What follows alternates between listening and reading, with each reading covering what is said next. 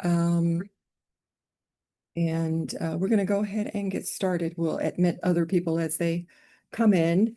But again, those of you who are here joining us, welcome again to our immigration webinar, Pathway to Green Card, Understanding the PERM Labor Certification Process. So this webinar is for both employers and employees to understand the PERM Green Card process. So before we get started with the content of the presentation, I do want to let everyone who's joining us and who also sees our recording to understand that the information provided in this presentation is really general in nature. It is not legal advice because every person's situation is different, especially in the case of PERM applications. So if you have specific questions about your PERM or potential for applying for a PERM green card, please do reach out to us on our website, and we'll provide that through our website, and we'll provide that information towards the end. So with that said, I also do want to allow questions in the meantime with respect to any of the content that we're showing here in this presentation today. So if you do have a question, feel free to ask any question at any time by using the chat feature on this Zoom call. So go to the chat and put in your question. But we do ask that you understand that this is a public forum. So for confidentiality, please try to ask your questions in a general manner and refrain from providing specific details that kind of allow others to know what your personal situation is. So with that being said, let's move on to the presentation itself and again, talk about green cards. So I like this I guess, cartoon here because it really does depict how complex the immigration system is, especially with respect to green cards. So it is pretty much a maze, and we're here to try to provide some clarity for you. But again, for your specific situation, it is definitely prudent to reach out to an immigration attorney who can really guide you through that process and answer your specific questions. So today, though, we're going to talk really to give a general overview of the PERM labor certification process, which is a type of green card or a path to green card to getting permanent status. We'll talk about kind of be more specific in terms of the types of or the process with respect to PERM. So you really get some details as to what's required for both employees and employers through this PERM process. And then after a PERM is approved, we'll talk about what happens next. What is the process for the employee to eventually get their green card? And then towards the end, we will definitely respond to any questions that you may have. So going on to our overview, what exactly is PERM labor certification? So the PERM labor certification is a Department of Labor process which allows those who apply to eventually get employers and employees to eventually get permanent status for an employee to work for that employer. So PERM actually stands for, not permanent residence, it actually stands for Program Electronic Review Management. So this is an acronym used by the Department of Labor to describe their labor certification process, which is done as the electronic part means. It is an electronically filed application. But of course, there are steps that have to be taken before that electronic application can be submitted. It used to be, of course, many years ago that the Department of Labor used a paper process, but about 15 years ago, they moved to an online process and renamed and actually really pretty much overhauled the labor certification process so that it is what we are using today. So who actually needs PERM? So PERM is, let me just take it. PERM is required by well, it's not actually required, but if it is the preferred process that the government says foreign nationals should go through if they are being sponsored by an employer. So this is, if you are going through employer sponsorship in most cases, then you are being sponsored through a PERM or labor certification process. The exception to that is if you can qualify for, example, an EB1 category, which consists of multinational managers, outstanding researchers, and extraordinary ability workers. So it's a very high standard. These are what's called priority workers. So if you are a priority worker, you meet the criteria for that, then you don't need to go through a PERM process. You also don't need to go through a PERM process if you are in the EB2 national interest, or you qualify for EB2 national interest waiver. So national interest waiver actually is a waiver of having to do the PERM process, but you have to also, to get that waiver, you have to prove that your work will have national impact that will benefit the United States. So we don't have time to go through that specific requirements for them. We have other webinars addressing the EB1 and EB2 and even the EB4 category. But if you are in any of these categories, including EB4 special immigrant, which usually relates to religious workers, then you do not need to, and nor does your employer need to go through the PERM process. But I will say the vast majority of persons who are applying for permanent status through their employer sponsorship does go through the PERM process, because the other categories are very, very specific and not everyone qualifies in those categories. So that being said, let's look at what categories do fall under the PERM process, or PERM is required. So in this case, when we talk about PERM, now PERM is, as I mentioned, a Department of Labor process, but there can be different categories, or there are different categories of workers. So when we're looking at determining what category someone falls under with going through the PERM process, these categories are what we call our EB employment-based categories. So EB2 is what we call advanced degree professional. So that means that the job that is being sponsored for that individual employee requires at least a master's degree or a bachelor's degree plus 5 years of progressive experience in that field. So this is probably, again, this is the EB2 category, so it's kind of on par with the EB2 national interest waiver. It essentially is the same category, and we'll see later why this category means something, why it's important, particularly in terms of processing time and when you actually can expect for the employee to receive their green card. We also have the EB3 category, which actually is broken down in also into subcategories as well. So the EB3 category covers the professional worker, the skilled worker, and the unskilled worker. So anyone who pretty much is not having, or any job that does not require a master's degree would fall under one of these EB3 categories. So the professional worker category requires that the the position require at least a bachelor's degree, and of course the proposed employee has a bachelor's degree or the required bachelor's degree. The EB3 skilled worker is for those professions or jobs that don't require a bachelor's degree, but they do at least at minimum require 2 years of experience or post-secondary education. So that could be a job that requires an associate's degree, for example.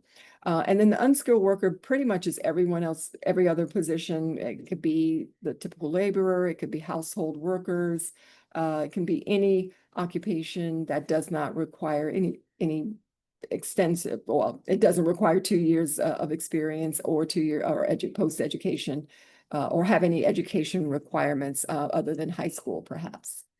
So there's a wide range of occupations that fall under any of these PERM category or EB categories. So PERM really does cover pretty much any occupation. But how it's processed or how quickly someone can receive the green card based on the PERM process does depend also on what category you are in the EB category. So that being said, let's talk about really what typically is required for a PERM application. So there's, but before even considering a perm application, sometimes we also need to understand, or we do need to understand whether the position, the job that is being offered really does, and the employment situation really does fit into perm as well. So there's some special considerations before moving forward with a perm application that the employer and the employee need to understand. In particular, if you are an employee that has some ownership, or own part or even all of the company that you would like to sponsor your green card through PERM, then there in some cases it may not be possible. Typically, the PERM process doesn't really allow someone who is a 100% owner to sponsor their own, to have their own company sponsor their green card, and that's because what the expectation is through a PERM process is that that the company makes a good faith effort to recruit and see if there are any U.S. citizens or permanent residents who can qualify for that position.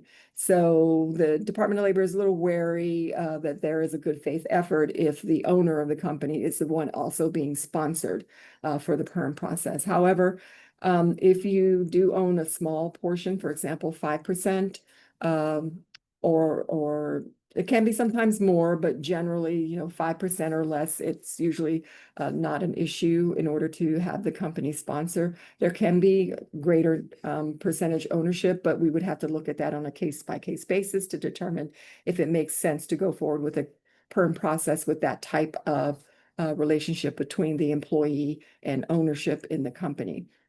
That also applies to, there's also concerns, Department of Labor, if the employee has a family relationship to the owners of the sponsoring company. So for example, we've had owners who are the siblings of the employee, or even the spouse, or in some cases, parents, that sort of thing. Now, there's not a blanket prohibition against that kind of relationship, but if you do have that relationship, then typically that does require a lot more information about the company in order for the government to approve it. And that's the same way as in terms of the employee owning part of the company. There's more information that's required.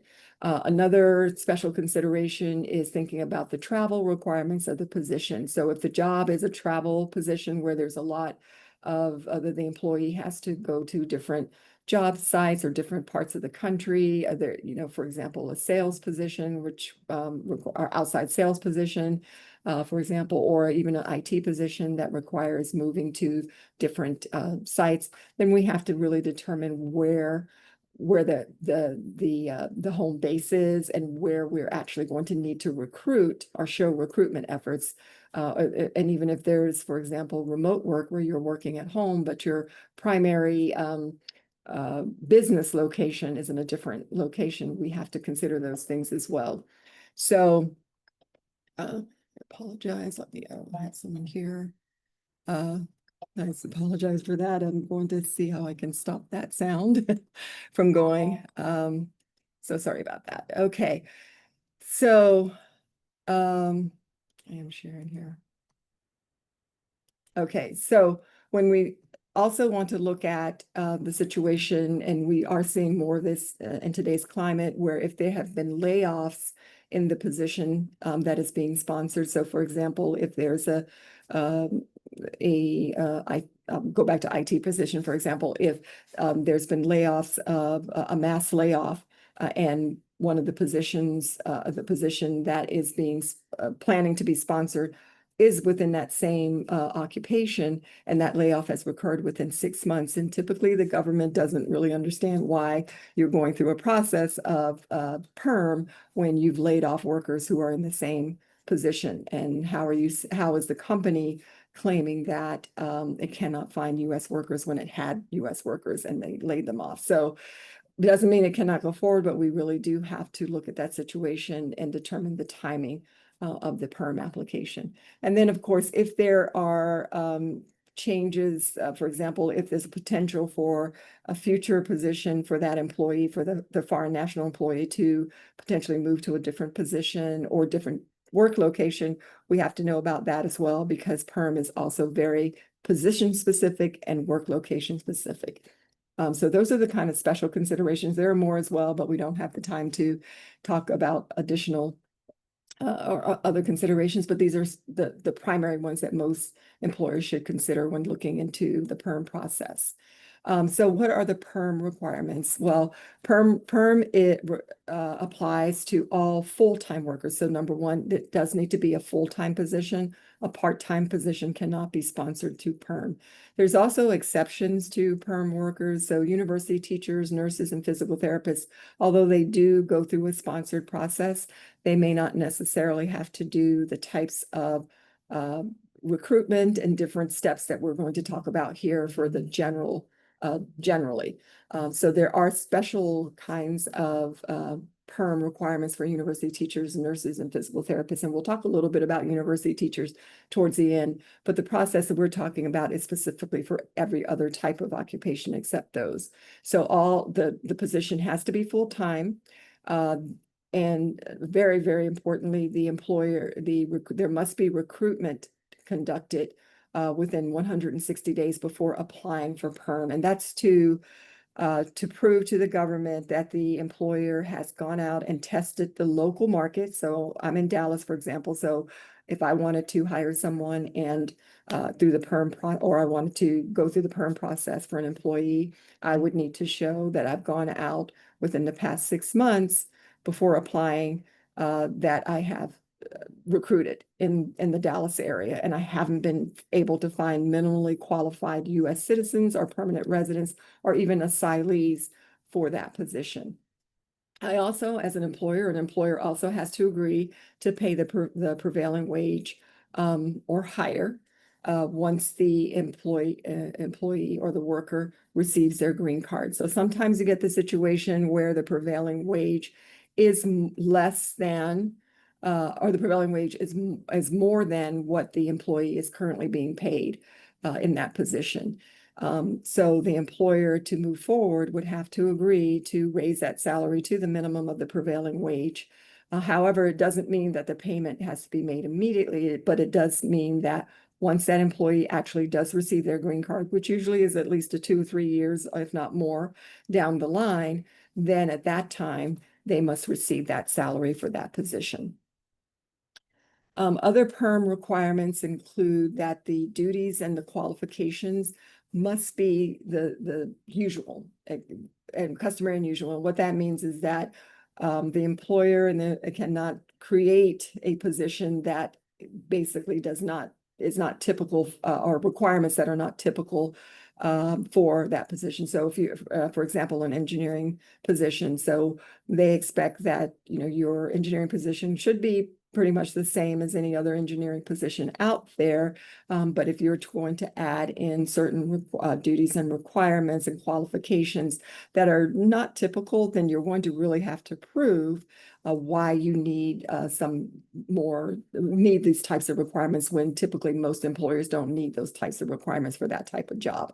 So you cannot have those overly restrictive job requirements unless you can prove that there's an absolute business necessity. And a typical example for that is requiring a foreign language. And we often have employers that do have some needs for foreign language, but you do need to be sure that you can prove why you have that specific need, because if you do have a foreign language requirement, more than likely the Department of Labor will want you to provide evidence of how you use that foreign language within that job. So you might need to provide written papers that have been that you receive. Like, for example, if you receive contracts in a language like Spanish and you need Spanish language, then that might be a good reason to prove. But if you don't have those kinds of documents or even other proof that to show that you need that specific language, then more than likely the PERM would not be approved. So you do have to really prove that foreign language requirement. And there could be other requirements like that as well, where again, if it's so different from what's typical, you will have to prove, the employer will have to prove that.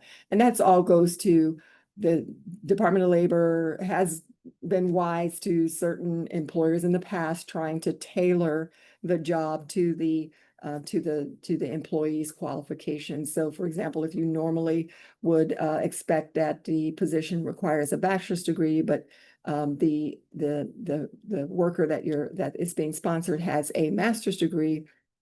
And so you're basically saying, well, we need a master's degree, even though typically you would accept a bachelor's degree. The Department of Labor would question that and wonder, why would you need a master's degree when most of the time you have had bachelor's degree persons in these positions. So once you understand those PERM requirements, what are the steps to start the process for PERM? So once the employer and the employee agree that going forward with the PERM process for sponsorship of the employee, it's really, really important to determine the prevailing wage, because that really is the first step. The prevailing wage is the minimum wage that the government says, and that's the Department of Labor, is the minimum that needs to be paid for that position. And so the employer has to submit a request to the Department of Labor describing the job position and explaining, well, pretty much describing the job description, providing the job description, and including any education and experience requirements, so that the Department of Labor can determine what it thinks is the minimum wage or prevailing wage required for that job.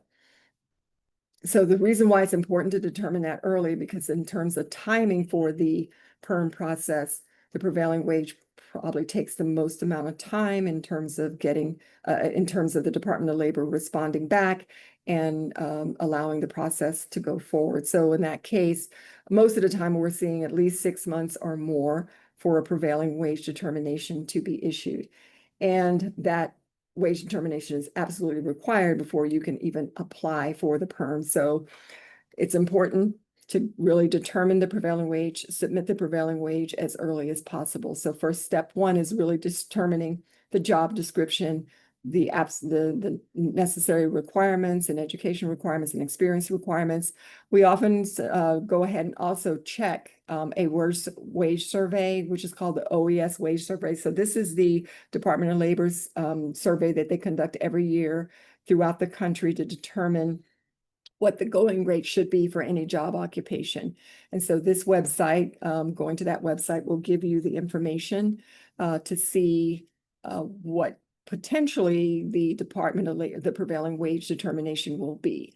It's not always easy to know or easy to say that yes, this will be the wage. This is what we think will be the wage, because there are different levels of the wage surveys, and sometimes the officer determining the wage may disagree with our assessment of what that level should be. If we look at the OES wage survey, and see that and the employer feels like, oh, all of that is way too high for us, then sometimes you can also look at potentially other wage surveys and see if they meet the requirements of the Department of Labor as far as the validity of those surveys, then potentially you could use that alternative survey or request that the Department of Labor consider that alternative survey as opposed to the OAS wage survey. But in any event, the employer must submit the ETA 19141, which is the prevailing wage determination request, which has all the required information to submit to the government. I do want to say specifically, this first step is really, really important, because there's not flexibility to change the job description later after you get the prevailing wage determination. What you include on the prevailing wage determination is what you will include on the PERM application. So be very careful in the beginning to know exactly how that job is going to be described, so that there's no delay or surprises where you're now thinking, oh, that wasn't correct, that we really want the job to require this, and we didn't include that. So that means you would have to start all over again with this prevailing wage request and be delayed another 6 months or more. So it's really important to get that prevailing wage or that the job description really exactly as it is, and anticipate that you should not make any changes from there. So after that, the prevailing wage is issued. Typically, we move forward with the recruitment phase. of the process. So this is the recruitment that's required for any PERM application. Depending on, so just to lay it out here, one of the recruitment requirements is what's called a job order with the State Workforce Agency, or SWA for short. This is the agency, pretty much the unemployment agency for every state. So depending on where the job is located, the employer would need to put pretty much an ad with the state unemployment agency to allow those who are unemployed to know about that job. In addition to that, on site at the employers where the employee is going to work, there needs to be a notice of filing, which also is a notification to people who are already working with the employer of that job availability, to give them the opportunity to also potentially apply for the job. In addition, it's always required that there are 2 Sunday newspaper ads, although yes, no one really looks at the Sunday newspapers anymore for jobs, but 40, 50 years ago, that was the case, that we were using Sunday newspaper ads, and the government just really hasn't changed that so far. That may come up for change later, but at this point, the employer has to put in 2 Sunday newspaper ads to describe the job to the general public. In addition, if the job is a professional position, meaning that it requires a bachelor's degree or higher, then there are 3 other sources of recruitment that have to be undertaken. There's a list of about 10 recruitment resources or recruitment sources that the government provides, such as internet postings, school, university postings, radio ads, TV ads, things like that. So the employer can choose from that list and choose 3 additional types of recruitment from that list. Now, once that recruitment is done, typically the time frame you're looking at is about at least 30 days where this recruitment takes place. But as responses come in, it's the responsibility of the employer to collect the applications or resumes, review them quickly, determine from the resumes whether the individuals who are applying do qualify, potentially could qualify for the job. And of course, if they do, there is a requirement to interview and determine whether those applicants would be eligible to work with the company. Does not mean that the company has to hire those individuals, but they do have to determine and be able to prove through their interview process that the applicants were not minimally qualified for the position. So when we talk, let's talk more about the ads themselves. It's very important for the ads the ad requirements are very specific as well. So employers need to be understanding what the ads can and cannot say. It's very important that the ads identify the employer. So there cannot be what we call blind ads. You have to indicate the name of the company that's advertising for the position in those newspaper ads, in the job order with the state, and any other kinds of ads that you might use as well. The ads must be describing the job opportunity sufficiently so that applicants could, or potential applicants could, understand what that job is and whether or not they could potentially qualify. So it doesn't have to be the full job description, of course, because that's costly, but you do have to be able to describe it sufficiently so that someone looking at it could say, yes, that I might be a fit for that job and I'm going to apply. You do not have to require the salary in the ad, the salary offer in the ad. However, if you do so, then you have to, that salary offer has to be equal or more than the prevailing wage if you're going to do that. So you can't put a salary that's lower than what you're actually going to offer to the employer, or what's actually being paid to the employee or employees in that position. And then the ads must contain the location of the job itself. So if it's going to be in Dallas, Texas, for example, it needs to list not necessarily the address, but the geographic location. This job is in Dallas, Texas, for example. In addition, so as I mentioned before, once that advertising has taken place, it's very important for the employer to review and evaluate those resumes or applications as soon as they come in, and reach out to any of the applicants if they appear. Well, reach out to them either if they are not from their resumes qualified at all, certainly, with the typical response of thank you for your interest, and basically not moving forward with the position with that applicant. But if there are applicants that do seem to qualify based on their resumes or application, then the employer should reach out and attempt to at least contact them and document that they have made those attempts to document. Because oftentimes you will find that many people just submit resumes, and once the employer reaches out to them, they may not even respond. But it's important that the employer documents that they did reach out to those applicants and there was no response, for example. If there was a response and there was an interview, it's important to document the interview itself and the results of it, and why there was not any further movement in terms of hiring, or not hiring, but potentially having that person or considering that person for the position. In addition, so a little bit more detail here, you want to be sure that if you're an employer, determining whether the resume or the qualifications on that resume really meet your position. Make sure you understand that the PERM process basically says the employer has to show that they could not find minimally qualified applicants, not the most qualified applicants. So if someone meets the minimum qualifications, for example, they have a bachelor's degree or a master's degree, they have relevant experience in your field, the minimum requirement, if you require 2 years of experience and they have that 2 years of experience, then they are probably minimally qualified, and you may need to go further and screen and interview them based upon your typical or normal company process. If you reject that applicant, then you need to be able to document that you have objective and quantifiable reasons for those rejections.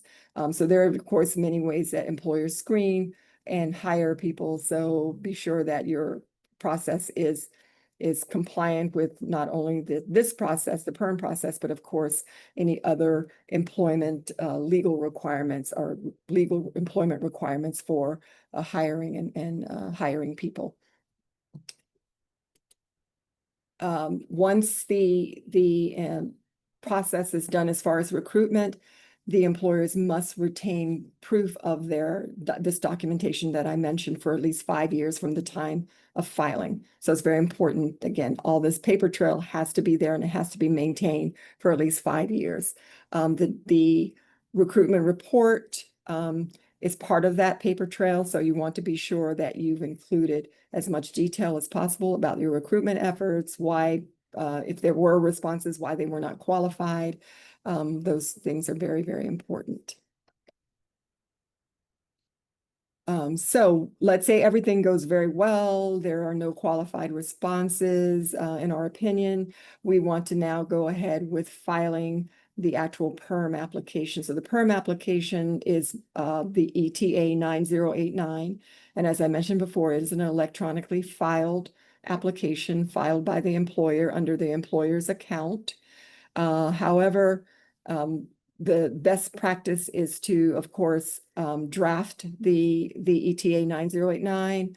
Both the employer and the employee should review and sign off that everything looks good and correct before filing. So once that's done and the application is filed, now it goes into the queue for the Department of Labor to review the applications. And we can typically see the typical processing time at this website where the Department of Labor says this is our typical time that we address these applications. Right now, we're seeing that they're they've actually picked up. It used to be about a year and a half, but we are seeing them move forward a little faster. So I believe that they're sometime in early January 2025, but can definitely check that as well. Okay, so after the PERM is filed, as I mentioned before, there is a requirement to keep documents, the employer to keep documents, the recruitment report and other documents, proof of the advertising, all those things, to keep them on file for at least 5 years. And the reason for that is that there's always the potential for an audit by the Department of Labor, where the Department of Labor reaches out to the employer and says, prove to us that you did all of the things that are required for the PERM application. And they may do that during the time that the application is processing. And what that means is that they receive the application and they might send an audit request where they're saying, now give us all the documentation proving your recruitment was done. So that might actually happen during the process, although that's a rare, it happens, but it's not as often, it doesn't happen very often. I would say, I believe about 5%, 5 to 10% of PERM applications do receive an audit during the process. However, it is still, the Department of Labor is still allowed to audit even after they have approved the labor certification. So that 5-year period after the labor certification is processed, even if the employee has already gone on and received their green card, the Department of Labor can still audit the employer and to see if they did actually maintain these documents. So the audit file should include the recruitment report, the prevailing wage determination, all of the advertising that was done. If there was a special requirement, documentation of a business necessity, and then the company's tax and organizational documents should all be maintained for that 5-year period, so that if there is an outreach from the or contact from the Department of Labor to audit, you would have it readily available. So what can trigger an audit during the PERM process? As I said, it typically doesn't take like, well, not take, but it does typically, most PERM applications are not audited during the process. They're usually approved without an audit. However, certain applications will trigger an audit. So as I mentioned earlier, having job duties that do not seem normal for the occupation, one of the reasons why you don't want to have that is that it can trigger an audit, right? So it could delay the process and also require you to prove why you have to have those, why the company has to have those job duties when they're not normal for the occupation. If the experience requirement, let's say an employer says, I need a bachelor's plus 2 years of experience in this particular occupation. However, the employee that's being sponsored gained all of their experience with the employer themselves. So for example, if they were an engineer and they just came directly out of the master's degree program and started working and gained some experience, experience with an employer, and now the employer is asking through the PERM process that any applicants, or that they're looking for applicants who have a master's degree plus 2 years of experience. Now they're going to say, well, why can you not do the same thing you did with that other employee? Let them start with a master's degree and train them through 2 more years, let them gain experience, that experience with you. So if you're going to now, say and be insistent that you need that 2 years experience, that the new applicant must have 2 years experience already before joining that position, then you're going to need to explain why that there is this special need, whether you're no longer able to do training. There could be, various reasons, but you're going to have to prove it. And that's going to be triggered. That's going to be done through an audit process. If you have foreign language requirements, as I mentioned earlier, that usually triggers an audit. If you've had layoffs, again, an audit would be triggered again. And then if your employee owns part of the business or has a family relationship with the owner of the business, that also triggers an audit. So let's talk now about what are the employer's obligations. So the employer is obligated, and we get that question a lot, like who needs to pay for all of the costs associated with the PERM process. And the Department of Labor is very clear about that. The employer must pay all the PERM process costs. That includes attorney's fees, any advertisement costs, any expert fees, anything that is related to the Department of Labor PERM process must be paid by the employer. And the employer cannot require reimbursement for those expenses. Even if the employee terminates the position in the future, the employer cannot require that they repay these PERM associated costs. Another employer requirement is that, of course, there must be good faith recruitment efforts. So it's very important, and a mistake I think that, or sometimes that we see people make, is that, especially smaller companies, well, we'll just let the employee handle this, handle this since it's for them. Well, the Department of Labor is very clear. They do not want the sponsored employee to be involved at any stage of the recruitment process.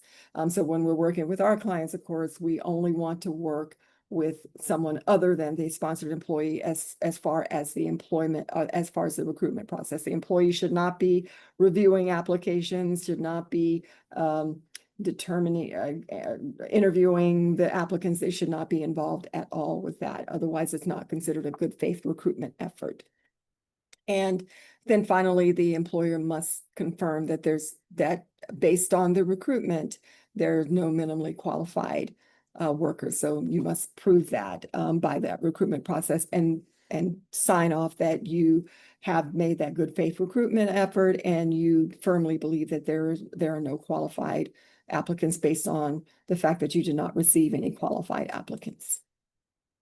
Now, finally, with the PERM process, I did want to mention briefly about university teachers. So as I mentioned earlier, there is there can be a different process for university teachers. University teachers can go through the same process, PERM process, but in most cases, universities want to go through what's called the optional special recruitment. And there's a real advantage to that because oftentimes it avoids having to do new recruitment.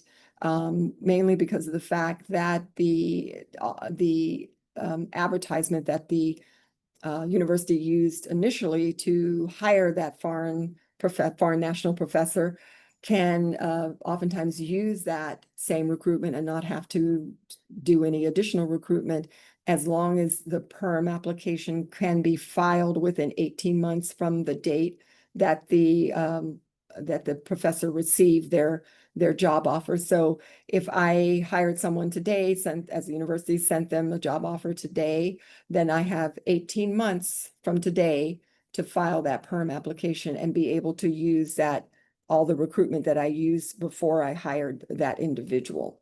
So that's an advantage to the optional special recruitment. Another advantage is that the requirement is no longer minimally qualified for university teachers. I only, as a university, have to prove that that individual, even though I had many people who could have qualified, could actually have taken that teaching job, I chose the person I chose because they're the most qualified. I chose the sponsored employee because they're most qualified, because we want the most qualified people to teach at our university. And we must also show, again, to prove that, we must show that we had a selection committee that went through and evaluated all of our applicants, and they were all fully qualified, or that the person we chose was more qualified than all of those. But optional special recruitment also still requires a minimum of the salary. The salary still must meet or exceed the prevailing wage, and there's still record keeping requirements, as I mentioned before. So it essentially is the same PERM process, except that there are some advantages in terms of recruitment and qualifications. So what happens, and we'll go quickly through this so to give time for questions. So what happens after the green card, after the PERM is approved? So now there is a second step because the PERM green card process really is a three-step process. You have the PERM, Department of Labor. Now you're going to go to the USCIS, the Department of Homeland Security, and the employer, again, is involved, must file an I-140 petition within 180 days after receiving the PERM approval. And in that I-140 petition, the employer has to provide proof that they're able to pay the salary that's being offered through the process. They also have to provide proof that the sponsored employee has all of the required qualifications. And the usual time frame for approval of an I-140 or decision on an I-140 is usually it can be anywhere from 6 months to a year. However, the premium processing option is available. So for the additional fee of $2,805, you can get a decision within 15 business days. So once the I-140 petition has been approved, then we'll go on to the next step. But before we talk about that, I just want to briefly talk about the ability to pay, because this is an area that often also can come up with issues. If you've gone through the whole PERM process and now you're at the stage of I-140, but you as an employer cannot prove that you have the ability to pay that wage to the employee, then you will not be able to go any further in the process. So we always advise, let's look at your company tax returns or your company finances and determine before we start the PERM process if you have that ability to pay.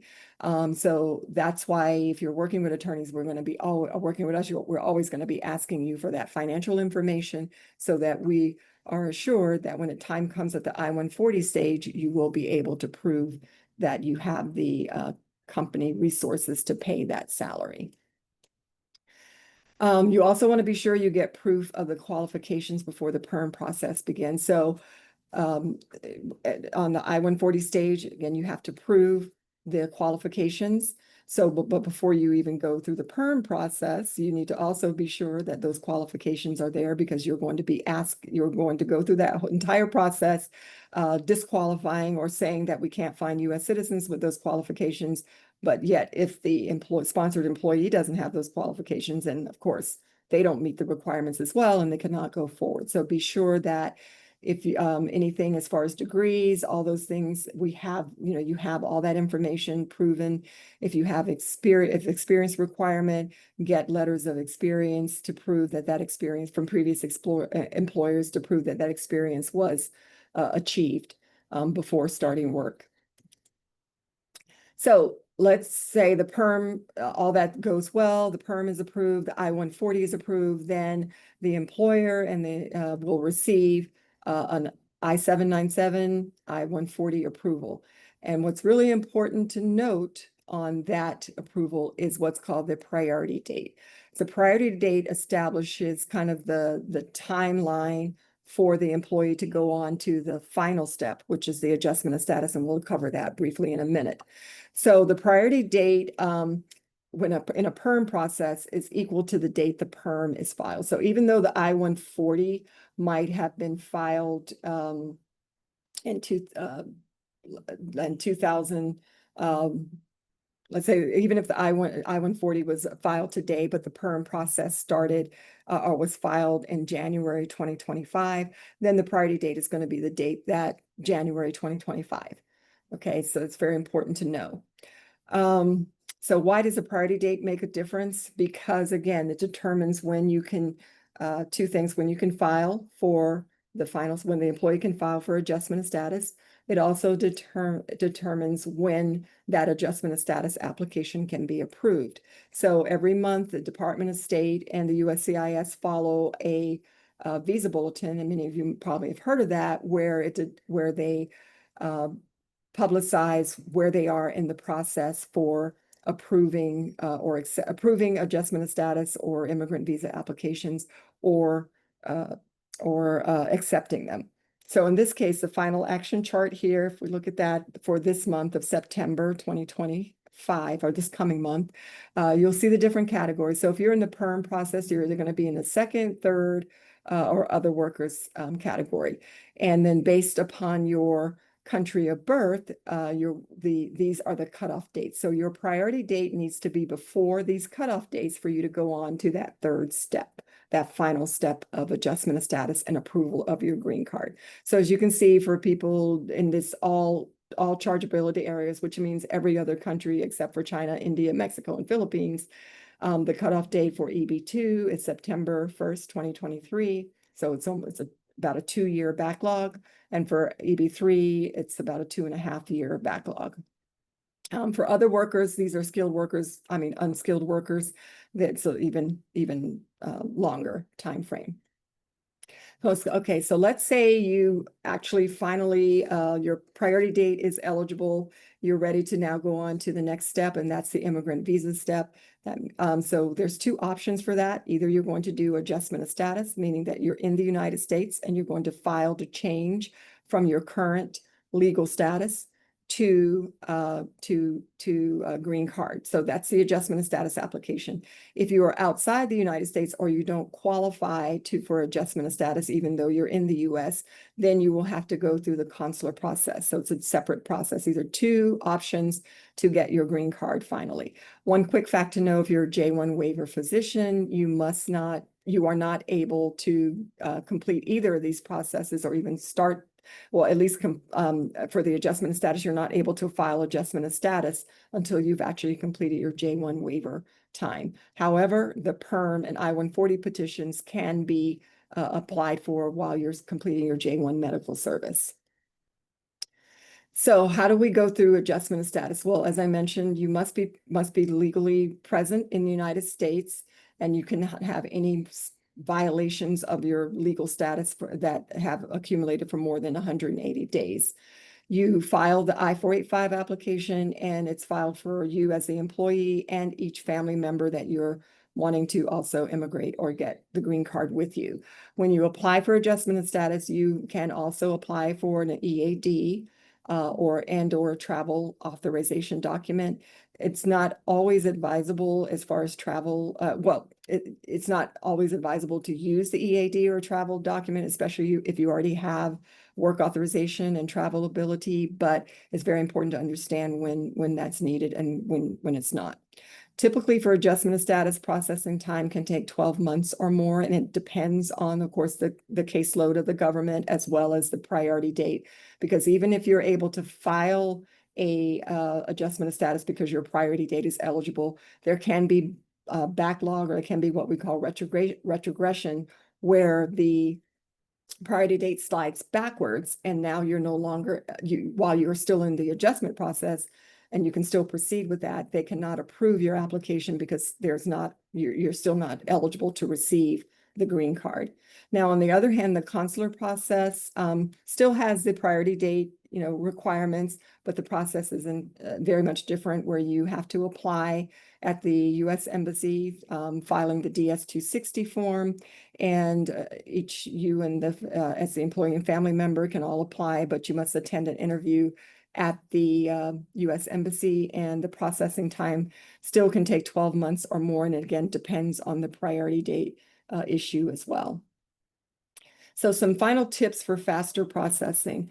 If you are going through the PERM process, this is all strategy that you need to consider, even though the first step is PERM, but you also want to consider the second and third steps and try to figure out what's the fastest way and what things that you can do to minimize the time that you're waiting to get your green card. So in some cases, you might want to determine whether it's better to do adjustment of status, or whether you can do adjustment of status, or whether you need to do immigrant processing. So you need to determine that, especially after the PERM approval, but before your I-140 is filed. If you can file the I-140 and I-485 at the same time, if you have a current priority date, we usually recommend to do that, of course. You should, while premium processing is not available for I-485, and it doesn't really speed up the I-485 process, it is usually advisable to get an I-140 premium process. That way it doesn't delay the second step, or you won't suffer any further delays just because you're waiting for the I-140 petition. And of course, make sure you're tracking every month the visa bulletin to be sure that as soon as you're eligible for filing an adjustment of status, you do so. Okay, so now we're to the question phase, and I know that was a lot of material, so I'm sure there are some questions. So I'm going to go ahead into the chat, and I do see that some people have ask some questions as well. Before I do that, I'll just go into the chat. So I'm assuming everyone can still see the screen.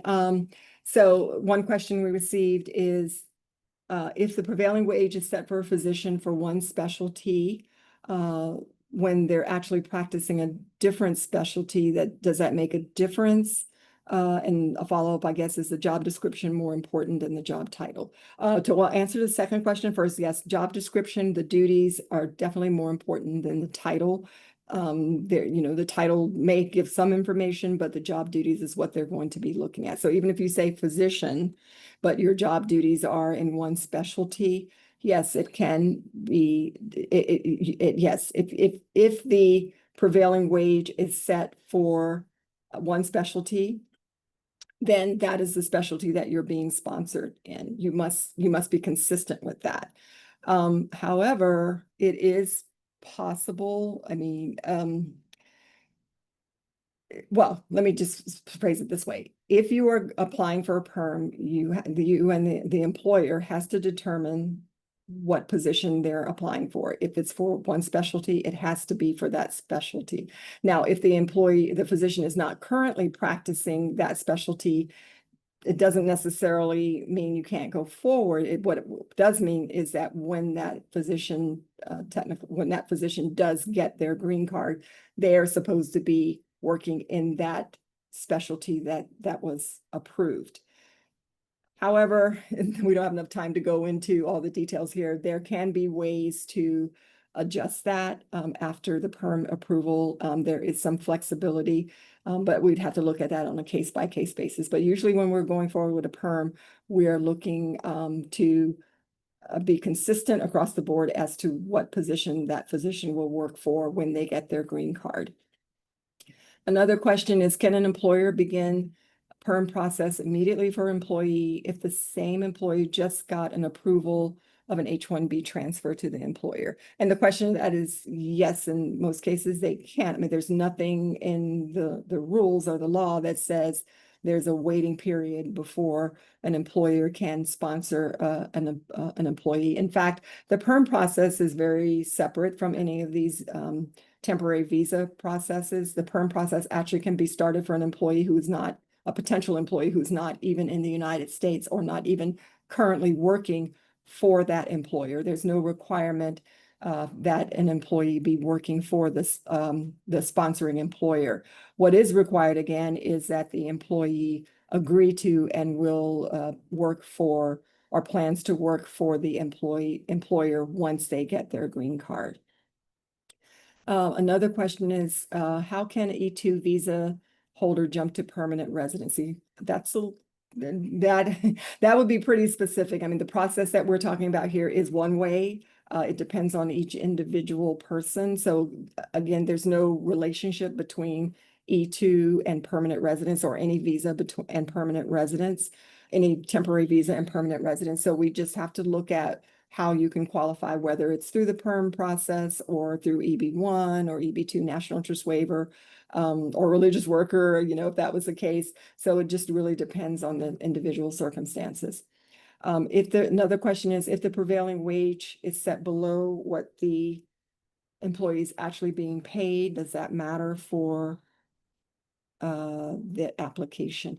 It can, if the prevailing, because the government does not want an employer to say, well, we're gonna look for, or we're gonna offer the prevailing wage to the general public who might be applying for this position through our recruitment. However, the wage is really, much higher than that. That might not be considered good faith recruitment. And if the Department of Labor determines through audit or, that there is a higher wage being paid, that could cause a denial.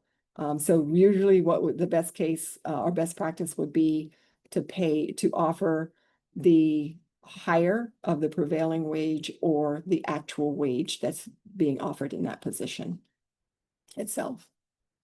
I see that's all the questions. If anyone has, I'll give another minute. We're about done here, but 1 minute if you have any other questions. If there's enough time for one more question.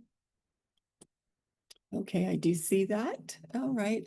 So I see one last question. Can the prevailing wage that is already determined be changed afterwards? No, there's no changing of a prevailing wage. You can submit a new request and ask the Department of Labor to issue another prevailing wage determination based on whatever job description that you're presenting. But you cannot really use a different prevailing wage. I mean, it cannot be the prevailing wage that was issued will not be changed. You will have to submit a new prevailing wage request. All right. Well, that's all we have today. I want to thank you all for joining us. I want to again remind you that this information was information. It was not legal advice. So for your specific matter or specific situation, please do reach out to an immigration attorney, and you can reach out to us by contacting us at our website. Complete the online request for a consultation, and we'll be happy to meet with you and discuss the options that are available for you. Again, thank you so much and have a wonderful day.